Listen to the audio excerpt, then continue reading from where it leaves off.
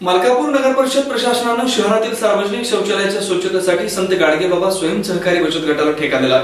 मात्र सदर संस्थेच्या पदाधिकाऱ्यांनी शौचालयाच्या साफसफाईसाठी बाल कामगारांना ठेवलं असल्याने या संस्थेच्या अध्यक्ष पदाधिकाऱ्यांसह नगर परिषदेचे नगराध्यक्ष, मुख्याधिकारी, आरोग्य सभापती यांच्या विरोधात अनुसूचित जाती अत्याचार प्रतिबंधक कायदा 1990 व बालमजूर प्रतिबंधक कायद्यान्वये कारवाई करावी अशी तक्रार समतेचे निळेवादळ संघटनेचे संस्थापक अध्यक्ष तथा नगर परिषदेतील विरोधी पक्षाचे उपनेता भाई अशांत भाई वानखेडे यांनी शहर पोलीस स्टेशनला दिल्याने राजकीय वर्तुळात खळबळ उडाली। मलकापूर नगर परिषदेने शौचालय साफसफाईचा ठेका एक पुरुष बचत गटाला बेकायदेशीरपणे देण्यात आलेला असताना या बचत गटाच्या अध्यक्ष व पदाधिकाऱ्यांनी शौचालयाच्या स्वच्छतेसाठी बालकामगारांना नियुक्त करून त्यांचे शारीरिक व मानसिक शोषण करतात।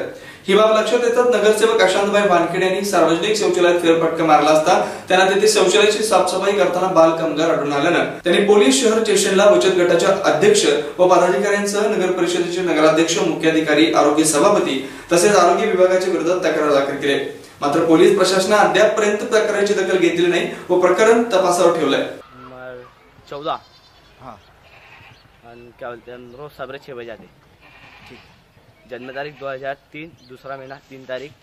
ठीक। और क्या बोलते हम साफ सफाई रोज 7:30 बजे करते, 7 बजे चालू हो जाते। नगर पालिका की तरफ से बोले ना। हाँ आहे बेकायदेशीररित्या वास्तविक पाहता हा ठेकाच महिला मुक्तीच्या नावाखाली ज्या लोकांचं पुनर्वसन करायचं आहे अशा वाल्मिकी समाजाच्या, मेहतर समाजाच्या लोकांना देणं आवश्यक होतं। परंतु नगर परिषदेने बेकायदेशीररित्या या गाडगेबाबा बचत गटाला हा ठेका देऊन स्वच्छ भारत अभियानाच्या ऐशीतैशी केलेली आहे आणि या ठिकाणी बालमजुरांना देखील त्यांनी कामावर ठेवलेलं आहे।